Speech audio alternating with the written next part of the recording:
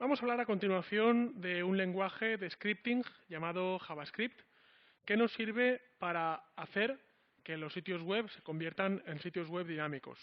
Y cuando hablo de dinámicos no quiero decir animados, no quiero decir que se muevan, sino quiero decir que reaccionen a los comportamientos, a los eventos del usuario.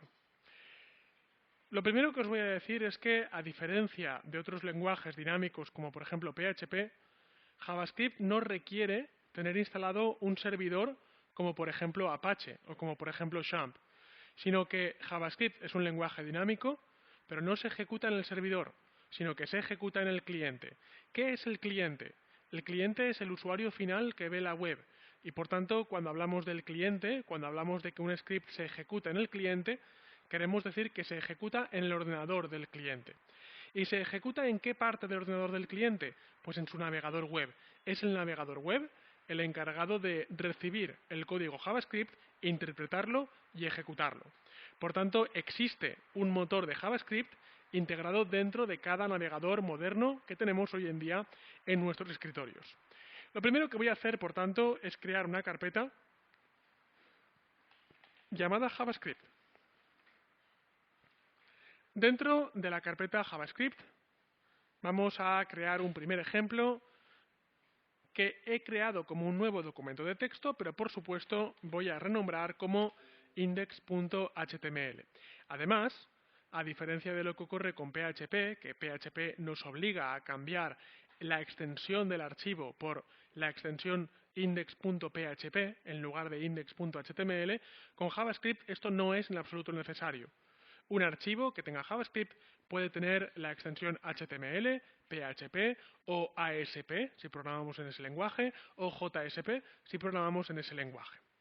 A continuación, lo que voy a hacer es abrir un editor de textos y cargar ese archivo index.html. Y voy a empezar escribiendo código de la siguiente manera. Podemos encontrar archivos JavaScript situados de manera externa al archivo original. De hecho, más adelante haremos eso. Pero ahora, para empezar, lo que haremos es crear un tipo de JavaScript interno. Al igual que en CSS, podemos encontrar tres tipos de anidación de JavaScript. JavaScript en línea, es decir, en la misma etiqueta. JavaScript interno, en una etiqueta llamada script, en lugar de style. Y JavaScript externo, vinculado y enlazado desde el archivo principal. Por tanto, voy a empezar poniendo doctype HTML. Escribo una etiqueta de apertura y cierre HTML. Creo, por supuesto, un head y un body. Y ahora os voy a decir que, en principio, el JavaScript se puede meter en cualquier parte del documento HTML. Lo ideal es que se introduzca dentro del head. Ocasionalmente, el JavaScript da problemas, ahora luego hablaremos de ellos, cuando se inserta dentro del head, pero de momento lo vamos a insertar aquí. Simplemente tengo que crear una etiqueta que se abre y se cierra llamada script, y todo lo que haya aquí dentro es JavaScript. JavaScript no es el único lenguaje de scripting que se puede meter dentro de una página web, pero desde luego sí que es el principal. Por eso no es obligatorio, pero sí que es una buena costumbre poner type texto barra JavaScript. Yo tengo que reconocer que debería hacerlo, pero muchas veces no lo hago. Y directamente pongo script de apertura, script de cierre y ya está. Pero para hacerlo bien deberíamos poner texto barra JavaScript.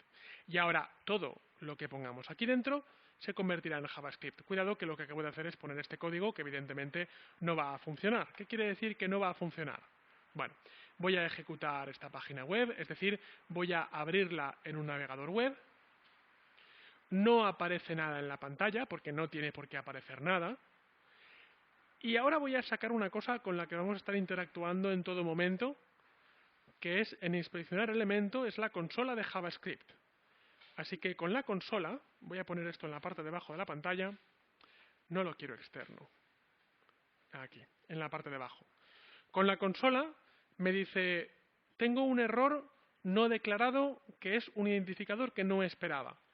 Es decir, al igual que ocurre en PHP, si tú dentro de un lenguaje de scripting, ya sea PHP o JavaScript, pones algo como esta línea, simplemente JavaScript da error porque no sabe cómo interpretarlo.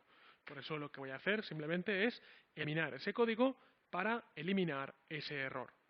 Lo que voy a hacer, por tanto, dentro de este bloque es trabajar todo el rato así. Es decir, voy a trabajar por una parte con el script, voy a trabajar por una parte con el código. Por otra parte, abro un navegador web que a su vez se divide en dos ventanas.